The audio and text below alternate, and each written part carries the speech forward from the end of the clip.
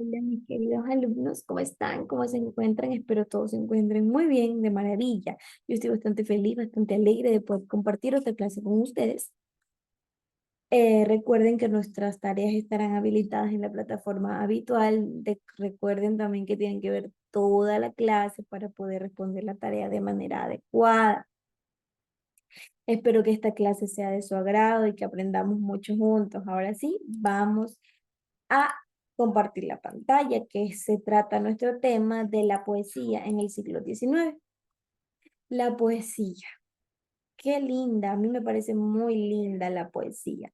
Y en este siglo la poesía era muy predominante. Este es el periodo de la independencia y la fundación de la República. Comienza con la Revolución de Quito el 10 de agosto de 1809, donde se proclama la independencia de Quito respecto de España. La literatura no será ajena en este contexto que los criollos se vuelven protagonistas de esta realidad. Eh, Comencemos con José Joaquín de Olmedo. La figura de José Joaquín de Olmedo está atravesada por diversas circunstancias. Podríamos decir que muchos ejes históricos, sociales y culturales se entrelazan, se entrecruzan para dar como resultado una de las poesías más significativas de la historia de nuestras letras. Olmedo nació en 1780, es decir, en plena época colonial. Él es el auténtico representante criollo, hijo del español nacido en América.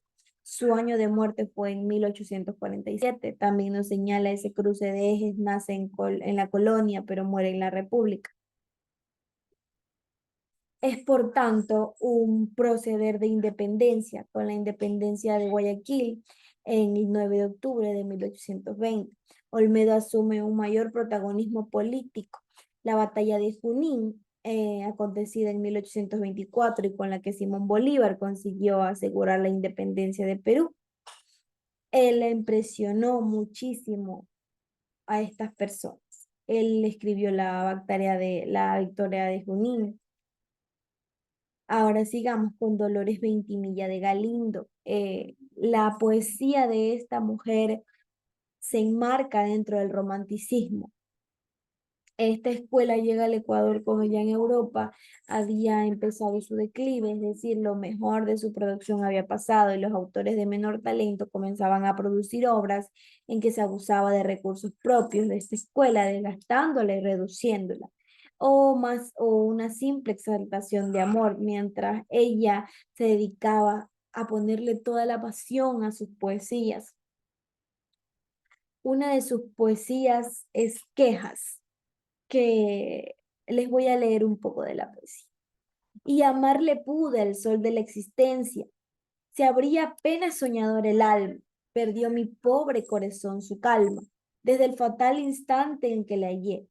Sus palabras sonaron en mi oído como música blanda y deliciosa. Subió a mi rostro el tinte de la rosa como la hoja en el árbol basileo. Muy linda, muy romántica esta poesía. Ahora vamos con Numa Pompilolona. Él es un poeta culto y excelso de la escuela romántica ecuatoriana, con estudios en Colombia y Perú. Un profesor universitario en Perú y rector de la Universidad de Guayaquil. La mayor importancia fue su forma intelectual y artística, del hecho que él viajara como diplomático a Europa representando a Ecuador. Él aquí fue cuando fue reconocido como un poeta de una exquisita sensibilidad con la bandera del Ecuador, que fue su poema. Ahora hablemos de Julio Salzumbide. Este fue un poeta quiteño que nació en 1833. Su padre había sido uno de los fundadores de El Quiteño Libre, un periódico que surgió poco después de que se fundara la República y se mostrara otra cara a la posición de Juan José Flores. Y así es, chicos, como les estoy informando. Es muy, muy interesante ver a Julio Saldumbe y su poesía Ay, mi corazón. Es muy linda. Les recomiendo que la busquen y tengan una mayor información acerca de estas poesías que aquí podemos ver en la diapositiva. Ahora sí, chicos, nos vamos al siguiente tema, que es temas socioculturales. Ok, aquí entra la tesis, el hecho del dato, los argumentos y los contraargumentos. Eh, un tema sociocultural aborda situaciones que conciernan en gran parte a la sociedad, por ejemplo, la pobreza, la delincuencia, el maltrato infantil. Como podemos ver, son temas bastante delicados que existen varios puntos de vista y percepciones. Hablemos de la tesis. La tesis es una postura que da una idea de cómo se expresa una afirmación o cómo una negación son ejemplos. Ahora diremos algunos ejemplos de las tesis. El endeudamiento público debería ser consultado por las urnas en el pueblo. Los conductores de vehículos tienen mayor responsabilidad en un accidente de los peatones. El control de los animales callejeros es una responsabilidad de la alcaldía. El hecho y el dato.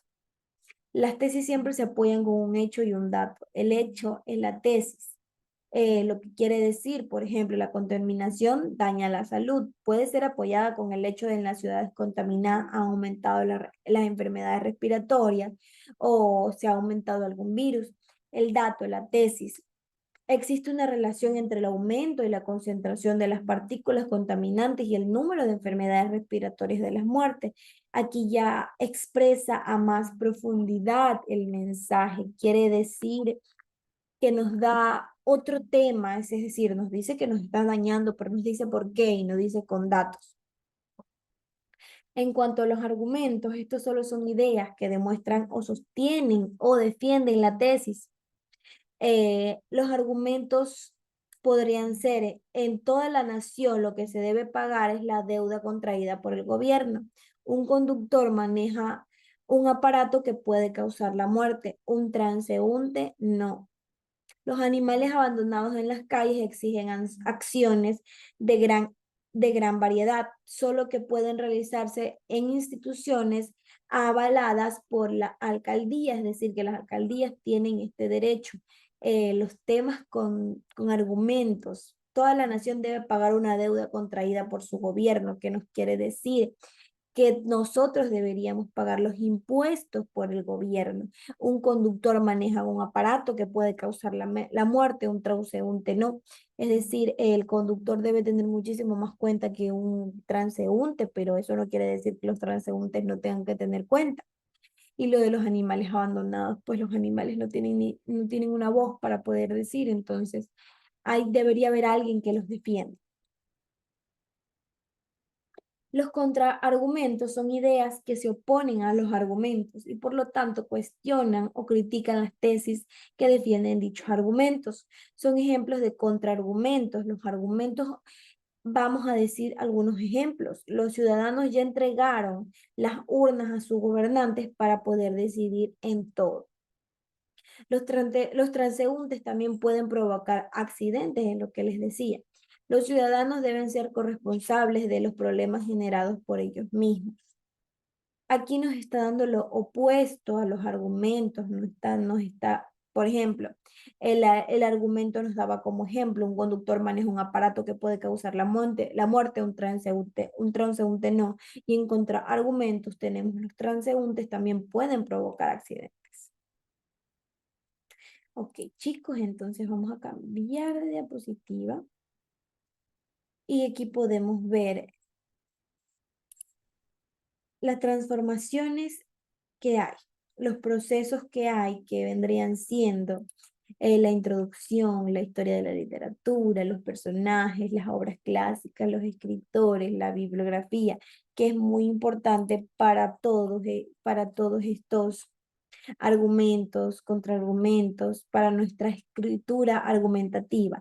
Vendría siendo las características, lo que se necesita para una escritura argumentativa correcta. Hablamos aquí de historia de literatura, ya que decimos, estoy dándoles un ejemplo, por ejemplo, tenemos que esto es un hecho de un personaje, que necesitamos tener personajes, y aquí también deben incluir obras clásicas, escritores, los quienes escribieron la lectura, y también debe tener una bibliografía, si es un tema. tan importante, debe tener una bibliografía porque se debe basar por las normas APAS. Si es un tema, estructura argumentativa, debe ser así de importante. O una tesis de alguna obra también tiene que tener introducción, historia de la literatura, debe incluir los personajes, las obras clásicas, los escritores y la bibliografía. Ahora vamos a hablar de las transformaciones de la cultura escrita en la era digital, los periódicos digitales. ¿Qué vienen a ser los periódicos digitales?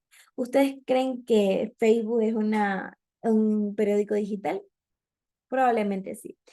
Anteriormente se utilizaba un telegrama para poder informar de las oportunas o distintas noticias.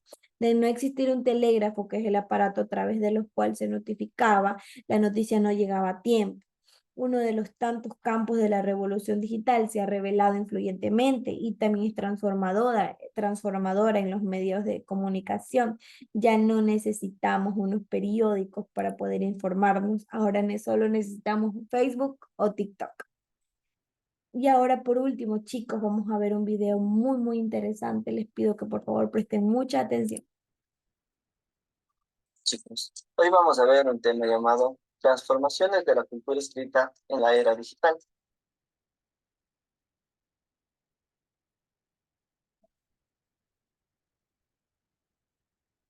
Uno de los tantos campos en los que la revolución digital se ha revelado influyente y transformadora es en los medios de comunicación.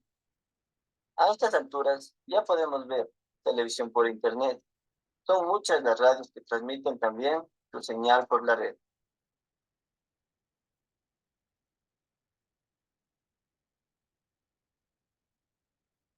Los periódicos probablemente sean los que más han sido afectados, para bien o para mal, con la innovación tecnológica. Los periódicos digitales han desplazado a los periódicos impresos. Transformaciones.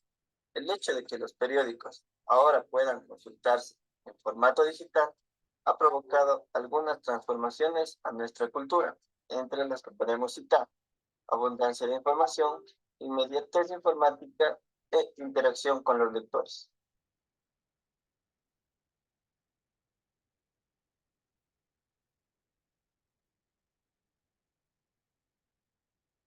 La búsqueda de información. Los periódicos digitales conservan sus diarias versiones en la web. Acceder a ellos es fácil y permite consultar noticias y conocimientos pasados. Información anexa. Los periódicos digitales facilitan la comprensión de los hechos noticiosos a través de enlaces al final de las noticias o en el interior del texto. Así como pudieron darse cuenta, existen muchísimas variedades. Y aquí nos explicaron más a profundidad o nos explicaron con otras palabras. Ya saben que a mí me gusta que ustedes tengan varios conceptos. Entonces, chicos, esto es todo lo que vamos a ver por la clase del día de hoy. Muchas gracias por prestar atención. No olviden de hacer sus tareas. Nos vemos en la próxima clase.